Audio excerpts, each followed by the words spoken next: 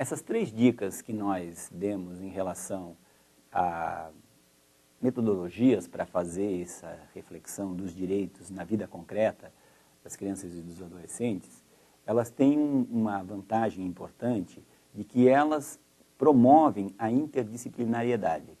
Ou seja, para você fazer a cartografia social, você não precisa ser um professor de geografia, mas vai ser uma boa oportunidade para você incluir o professor de geografia nas atividades, para que ele traga o seu conhecimento dos mapas, o seu conhecimento das distâncias, né, os conceitos básicos da geografia que possam ser envolvidos nessa atividade.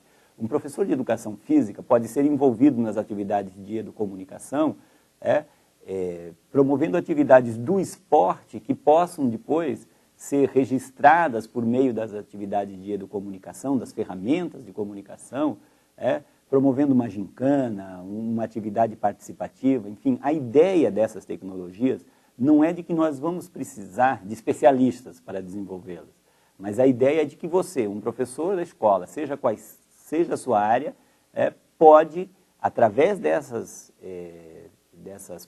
alternativas, realizar atividades em parceria com os professores das outras áreas. O professor de português, o professor de língua portuguesa, ele pode contribuir com os textos e ajudar os textos a serem mais claros, a serem mais objetivos. Por exemplo, quando você vai lá identificar qual é o problema na área da saúde, né? É a ausência de médicos. Então, o que é isso, a ausência de médicos? Refletir, formular o texto, reformá-lo, discutir sobre o tema, tanto no conteúdo quanto na forma. Então, eu acho que a grande possibilidade que nós queríamos apresentar nesse módulo é essa possibilidade de que essas técnicas, né, essas metodologias vão contribuir para que os professores dialoguem entre si, dialoguem com os alunos e façam com que a reflexão do direito chegue na sala de aula de uma forma atrativa, de uma forma divertida, de uma forma instigante. Para isso, nós queríamos afirmar bem a importância de 3 passos no processo de desenvolvimento da reflexão sobre os direitos. O primeiro passo, a gente falou inicialmente, é o passo da sensibilização. Eu acho que todos os professores já têm essa ideia bem clara, né? Não se faz nenhuma atividade na sala de aula sem criar sensibilidade, sem despertar os alunos para a atividade. A sensibilização é muito importante, é a gente dialogar com os alunos para que a gente conheça o universo do conhecimento, dos saberes, né? Das informações que os adolescentes já têm. Para que a atividade que a gente vai propor, ela possa acrescentar ao repertório de conhecimento dos adolescentes um conhecimento novo, ao repertório do conhecimento das crianças, um conhecimento novo.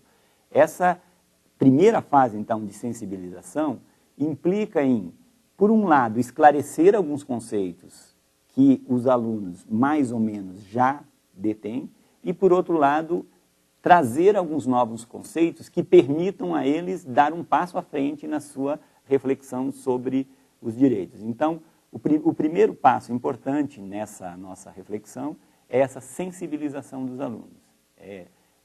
Alguns professores, às vezes, usam a palavra de nivelamento, né? Fazer um nivelamento para que todos os alunos...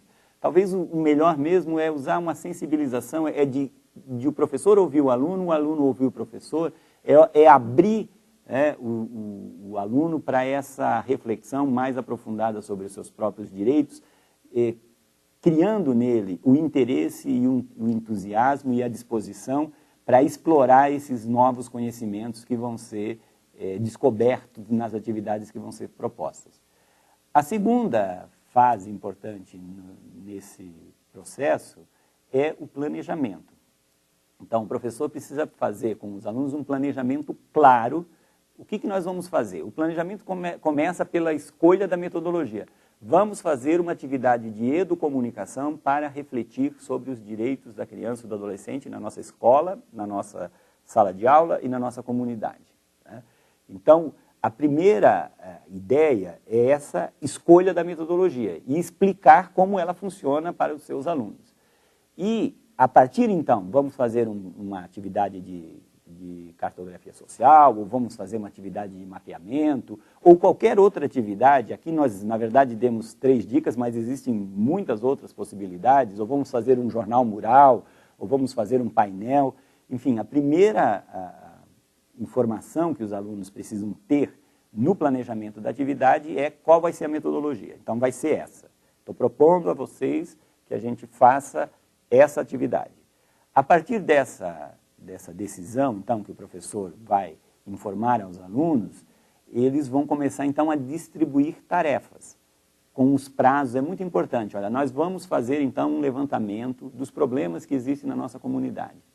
Então, como você já definiu a metodologia, digamos que você opte pela educomunicação. Então, alunos vão fotografar, outros vão gravar entrevistas.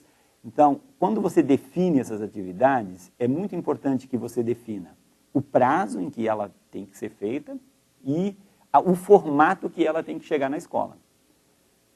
Então, os alunos vão ser distribuídos, eles vão fazer essa busca dessas informações e depois tem uma devolutiva, né, um processo de trazer isso para a sala de aula, e aí então o professor vai começar a sistematizar esse conhecimento que foi buscado, que foi explorado pelos adolescentes na sala de aula. Então, essa segunda fase do planejamento é muito importante, que tudo fique muito claro para o professor e para o aluno, e que isso que está sendo proposto tenha bem claro para os alunos aonde que se vai chegar. Nós vamos, o nosso desafio aqui, a nossa tarefa, é chegar ao produto final, que é esse, que o professor vai explicar. Nós queremos fazer um painel sobre os direitos e as oportunidades, né, ou sobre os problemas e as oportunidades que as crianças e os adolescentes têm na nossa comunidade para realizar os seus direitos. E o terceiro momento importante desse processo é o momento de avaliação. Então, você sensibilizou os alunos, você planejou, você realizou a atividade, você teve um produto final e agora vai sentar todo mundo junto e vai avaliar como foi esse processo, que resultados que a gente teve, o que a gente aprendeu com esse processo. Então, é muito importante essa sistemática, né, para que essa atividade ela realmente contribua para que o adolescente e a criança tenham uma dimensão concreta sobre os seus direitos. A ideia desse curso, né, e a ideia da lei, né, de discutir os direitos da criança e do adolescente na escola, é exatamente de criar uma sintonia com o tema do direito, que às vezes parece uma coisa teórica, que às vezes parece uma coisa abstrata, de criar essa sintonia do direito com a vida cotidiana, com o dia a dia, com as nossas relações, com a nossa comunidade.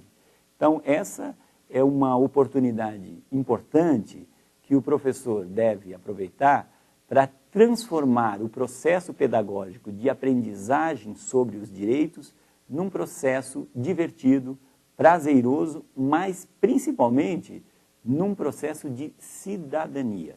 Então, as crianças e os adolescentes na escola, eles não só vão aprender sobre os seus direitos, mas eles vão, de fato, vivenciar o seu direito.